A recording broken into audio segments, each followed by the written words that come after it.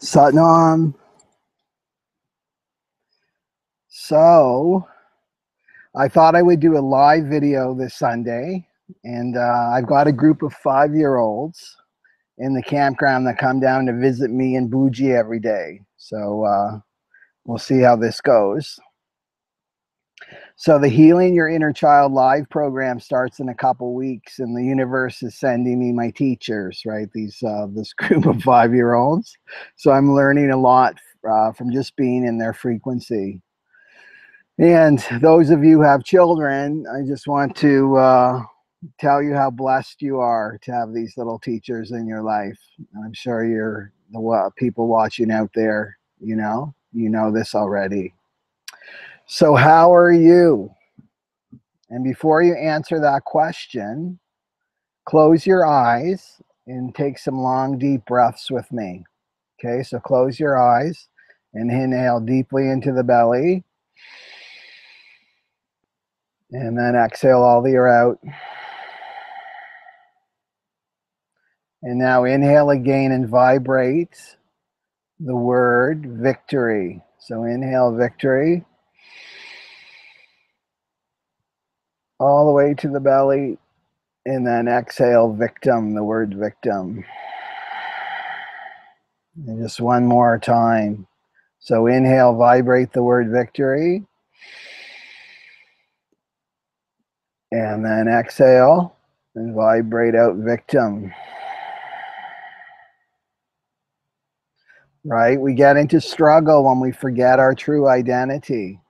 So you have to remember, and I'm here to remind you of something you already know, that you're an eternal being suspended in matter. So eternal being suspended in matter. That's what you really are.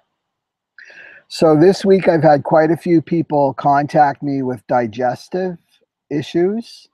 So stomach, intestines, gallbladder, all in the solar plexus region. So this is the area beneath the diaphragm. And they've been telling me that they've been experiencing discomfort, pain, and it really started just after the solar eclipse on August 21st, 2017. So as part of our evolution into the new age of Aquarius, the solar plexus is going through a huge mutation. And this is our new awareness system, right? And we're experiencing life in a whole different way. So we're moving from experiencing life in existence through our mind, right? And then we're moving it into the solar plexus. And this is our emotional self. So some of you are on the front line of this mutation. And if you're watching this, you probably are. So someone has to go first, and why not you, right? And as a soul, you volunteered to do this, to help people to transition into this new age of Aquarius before you incarnated. So today I want to talk about the masculine and the feminine energies that we all have inside of us. It doesn't matter if you were incarnated into a male form or a female form. And the age of Aquarius is the return of the feminine. So now we must take the feminine approach to our so-called problems. So for example, if you have a health problem, the masculine approach, which has been right for the last 2,000 years of the Piscean age, is go for the surgery, cut it out, destroy it with radiation, take a pill, just get rid of it. And the masculine sees this as an invasion, as something alien, something that you have to fight. It's in our language. She lost her battle with cancer. The war on drugs. You've got to fight for your relationship, right? The masculine doesn't see the whole, doesn't see the whole picture, and only sees the different pieces, the different aspects of the totality. So this type of approach is not going to work anymore, right? All our systems are being completely recreated now for the Aquarian age. And we've got to take the feminine approach now, which is to see the whole picture, right? The feminine knows of our connectivity, right? and to see, not only to see, but to know that there's nothing alien to you, right? If you're experiencing a health problem, it's a messenger, and you don't go and bomb the messenger, right? Thinking that this will fix your problem. It's wise. If you're wise, you want to listen to the messenger and what the message is. So whatever's going on with you, use the feminine way. And this is to become much more inclusive, not exclusive, inclusive, include everything. So let it in, whatever it is in your life, let it in, kiss it, hug it, welcome it into you, and ask the question, what are you here to teach me? What do I need to change in my life? What am I holding on to that's no longer serving me? What do I need to let go of? Where am I not letting love in? Where am I resisting love coming in? Right? All of our present problems have love at the root. So whatever you're lacking in your life right now, right, that you're not seeing, you simply have to let love in. So, for example, if you have a lack of money in your life, it means that you haven't let love in. If you have a lack of good people in your life, you haven't let love in. If you have a lack of health and vitality, you haven't let love in. In the Aquarian age, love is trying to reach us. Love is stretching, right? Doing everything it possibly can to reach us. And this is what we're really afraid of, is love. Right? And really what we're really afraid of is meeting ourself, our higher self, which is made up of love. It's silly, isn't it, when you really think of it and meditate it in truth, right? It's really silly. Now, the ego doesn't want you to know your higher self, because you'll find out, it tells you, well, if you really know yourself, you're going to find out just how rotten you really are, how evil you are, how broken you are. Whatever language the ego uses, right? It has that frequency of fear, right? And it's all an attempt to keep you out of your power. Now the stomach, let's go back to the stomach. This is your seat of power, your solar plexus, especially now. And do you think the ego wants you to claim your power, to claim your divine birthright? No, because when you claim your power, you're that much closer to your higher purpose, which will change the world. When you connect to your higher purpose, it will change the world. So let's keep it in the context of the feminine energy, right? Ego is there. We all have to deal with the ego. And ego is made up of fear.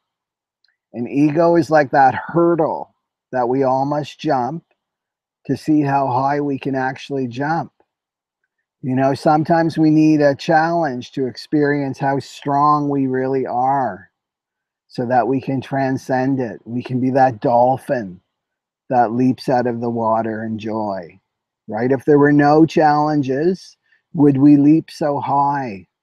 Reflect on your challenges in your life, right? Would you have done that just on your own? I doubt it. So my point is, whatever's going on in your life right now, welcome it and learn from it, and never, ever let it stop you, right? Keep your eyes on the prize, which is for you to do your higher purpose in this lifetime. So activating your higher purpose live online program starts soon, as well as the healing your inner child. And some people have asked me, which one should I take? I don't know. Well, if you have unresolved trauma from childhood and you know this, or you have huge relationship issues with yourself, or a lot of self-hatred, a lot of conflict within you, or you have a lot of relationship issues with other people, then healing your inner child is for you, right? Now, if you have money issues, career issues, you're not happy or fulfilled in what you're doing right now, and you know deep inside you that you're not living to your highest potential, then certainly take the Activate Your Higher Purpose live online program. So the biggest obstacle the ego creates is lack of money. So don't let this stop you. I hear this over and over and over again. Here's the spiritual truth. Once you commit, not to me, right? The commitment doesn't start like, oh, I'm going to sign up for Callous Yogi program right now. That's not where it starts. The commitment starts with yourself. So once you commit to yourself, I really want to take this program. I want this change. I want to heal. I want to do my higher purpose in this lifetime. Energetically, as soon as you say that to yourself, you're in the program automatically, even before you sign up. And the ego will dig deep in your unconscious mind and drag out your deepest fear and lay it out before you on the external, in your external world. And this is your first test. This is where you get first tested. And the test is, will you listen to the fears, right? I don't have enough time. I don't have enough money. I don't have enough energy. Maybe another time. I'll postpone it. Maybe, another year, maybe another lifetime. Or do you listen to the voice of your soul, which is to surrender to your higher self? That's the test, to surrender, to trust, right? To trust that God is providing you with everything. God is providing you with time, providing you with money, providing you with energy, not the ego. So all you do is you show up in self-love with hands folded in prayer, right? And it's, I accept my higher purpose, right? I accept my higher purpose right now in this moment. That's all you have to do. And then you follow the voice of your intuition and miracles will happen. But you need to take that first step, right? And then God, the universe, travels miles and miles and miles to reach you, to help you. Okay? Because the universe is conspiring for you to live your highest potential in this lifetime, which is really to be yourself. Okay?